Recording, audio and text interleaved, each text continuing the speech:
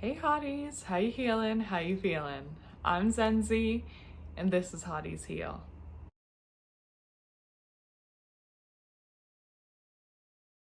First, I'd like to start by saying welcome or welcome back to all of my viewers. I am so happy to have you guys here. Whether it's one person watching, 100 people watching, 1,000 people watching, I'm just grateful that anyone is watching. And the whole reason I'm doing this is to try to connect with people and provide a voice to not only the voiceless, but to emotions that may be harder to sift through, and maybe just spread some awareness on things that you may not have known before. So it means a lot to me for anyone who taps in, whether it be every week on Thursdays at 4:44 p.m. or just whenever I pop up on your For You page. But without further ado, let's get into the topic of the day, which I want to start with by asking you a question, especially if you are someone who is in a romantic situation where you may be feeling as though you're giving more than you're getting back. And that question is, are you in love with them, or are they your limerent object? So I feel like obviously I need to define limerence, because many of you may not know what this term is, or like me, you may have had your own definition. So I want to just get clear on what experiencing limerence is and what having a limerent object means. Essentially, limerence is a term used to describe an intense emotional and psychological attachment to somebody. It's typically characterized by obsessive thoughts and fantasies about said person. This can include intense longing for this person's presence, as well as a strong desire for them to reciprocate your level of emotions. For people who are unfamiliar with the fact that they may be experiencing limerence, this can be described as a state of being in love or infatuated with somebody. It is often accompanied by feelings of euphoria, anxiety, and sometimes often insecurity. Though it can be described as being in love with someone, as I mentioned, that's usually when it's being experienced by someone who is not aware that they are actually in limerence and not in love. But limerence is not love, and that's something that I want to be very clear on. It's usually very emotionally high and is not a stable foundation to build a genuinely loving connection. I think the reason people mistake this feeling for love is because it can become prolonged, and because it's such an intense feeling of emotion, you would assume that it goes beyond just a crush. I may be slow to the game, but I discovered the term limerence about a year ago, and it had dawned on me that I might have been experiencing it, but because I was not fully able to accept that, it took me longer to actually integrate that into my life and fully understand what that meant. It can be confusing because if you do your research and you gather different information about what limerence is, which I have, some people can chalk it up to it being a crush, but I don't think crushes can be so prolonged. And I think once you are in a state of limerence, that can go on from anywhere to months to years. In my case, it was years. And from a more direct and defined standpoint, a crush is a strong but often fleeting infatuation or attraction towards somebody. This is specifically categorized by feelings of admiration, desire, and interest. Unlike love, A crush is usually based on more superficial attributions and qualities, or an overall limited understanding of who a person actually is. It's more of an idea because you don't actually know the person. You like sort of fill in the blank with your own like desires, and they don't usually or that often necessarily lead to a deeper connection than just the crush. I guess to address the elephant in the room, the main difference between limerence, a crush, and or love is that limerence has more of an obsessive quality to it. And as I mentioned, if you don't realize that you're in a state of limerence, you can confuse this experience with having a crush, or if it's prolonged, being in love. I believe anyone can experience limerence, but I think those who are insecurely attached are especially susceptible to experiencing this emotion. This being categorized as anywhere from anxious to fearful avoidant. And here's the gag. If you fall under one of these categories for attachment style, there is a likelihood or chance that you've never actually experienced an authentically loving romantic connection, and that it's been limerence the whole time. I can only speak from experience. I'm just the messenger, and if it makes you feel any better, I have never actually been in love with anyone. I've only been in a state of limerence, so that's what makes me qualified to talk about this. And I'm not disqualifying the fact that you may have had moments of authentic connection with your limerent object. I'm sure that I did, even though when I look back at it, I don't actually know if I ever really liked any of the people that I had been romantically involved with, because they were my limerent object. I didn't actually know who they were as people, and I'll explain more deeply into that later. But when you're experiencing limerence, it's not really possible to form a genuine connection with somebody, but you will experience this constant push and pull between who a person actually is and who you want them to be. And there's a good chance that if this was a prolonged relationship, that you may have always prioritized who you wanted them to be versus who they actually were, and held on to the relationship because you were prioritizing who you wanted them to be and who you felt like they were in your head versus who they actually were. And when I say you, I am, yes, speaking to somebody, but I experienced this. I'm guilty of doing this. But I also want to be careful when I say the word guilty, because you don't want to feel guilt for this. There's no shame in the game. Clearly, I'm someone who's experienced this. It can happen to people, and I think the best way to move past it is to be able to acknowledge that you're experiencing it.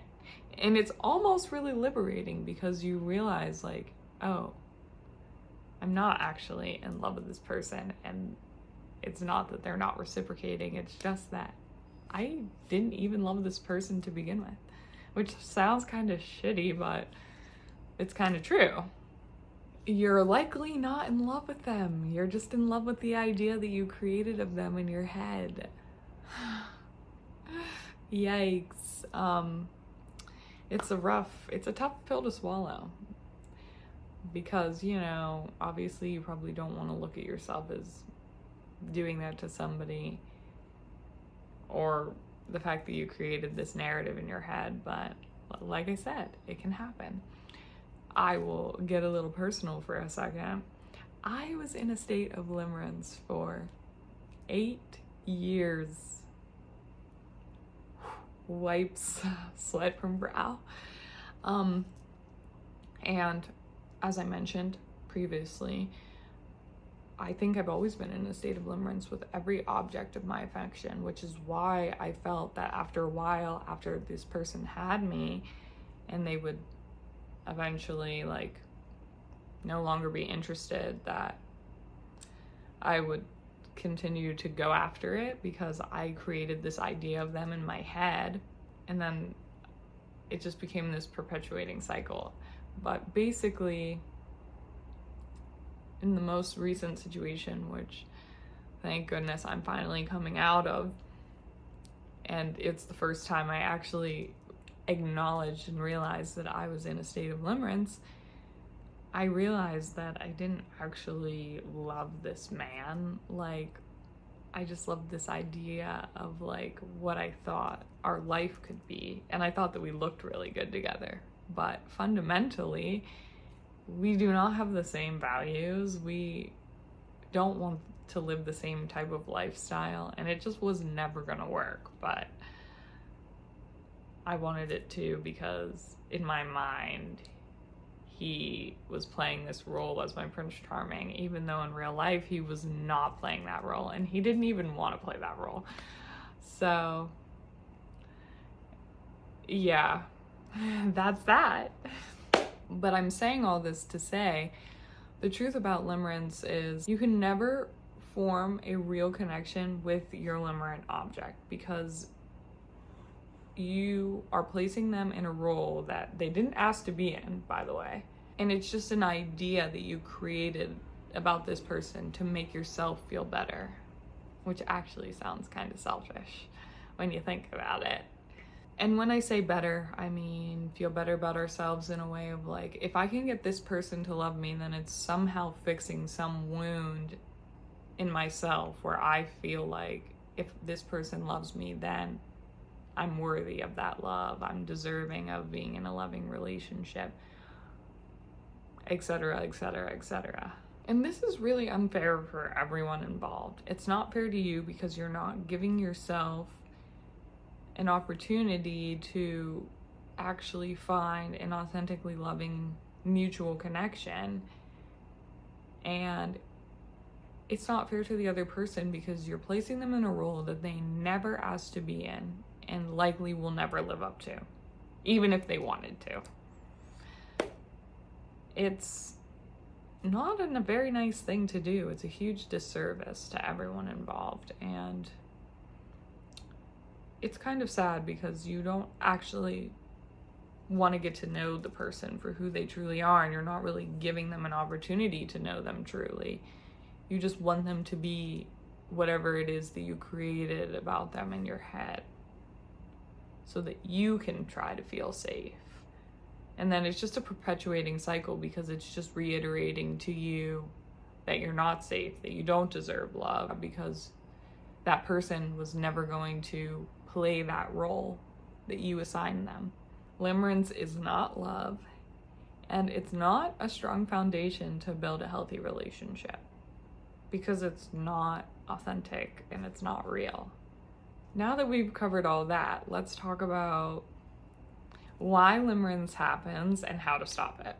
I want to start with the why, and I'm gonna read what I wrote down because I did a little bit of research on how limerence can happen, and I want to be very matter of fact with it because when I'm speaking about something that I believe requires a little bit of evidence, I want to make sure that I'm speaking correctly and that it's backed up with some facts.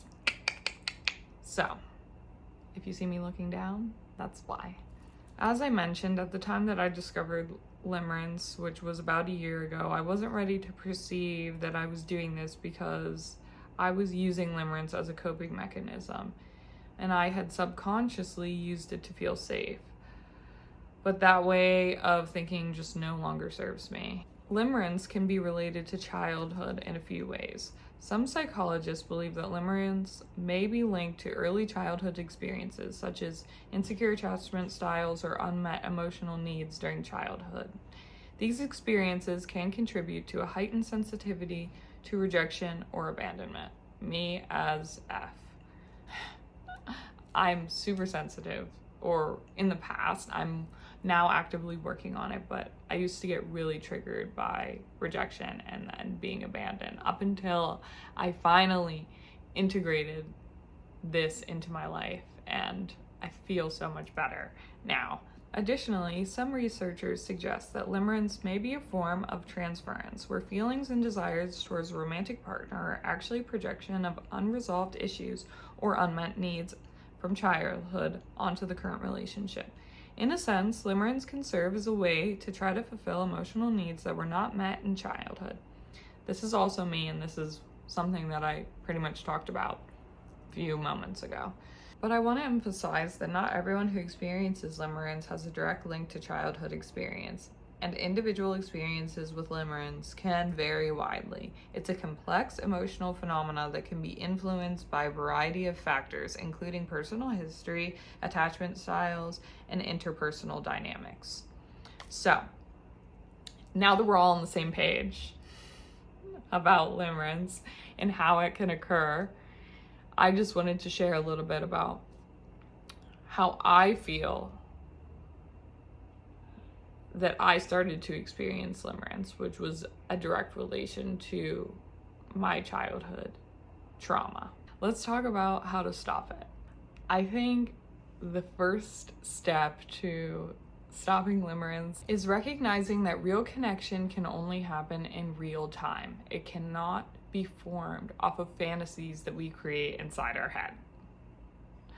I know it stings, but it's the truth. And once I think you can grasp that concept, it makes things a whole lot easier. Like, if the majority of the relationship is occurring based on fantasies that you've created in your head, you just gotta be real with yourself. And as much as Delulu is the Salulu in most situations, this does not apply here. Be practical when it comes to your relationships, at least in the beginning, until you are sure that this person is reciprocating your feelings. After you conceptualize that, you can start to understand when you're putting someone in this role. A big indicator can be checking in with your body. As much as we like to think that certain emotions are connected to healthy love, one thing that I'm learning about love when I've experienced it, obviously only towards myself or my dog and like my family members, is that it's a very strong and grounded feeling.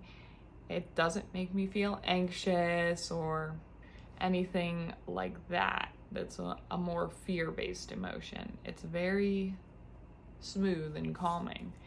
And I'm not necessarily saying, in the beginning when you're like getting to know someone and it's a little bit like nervy and things like that, but this is not something you should be experiencing like 6 months down the line. And hopefully you recognize that you're in a limerence state before that.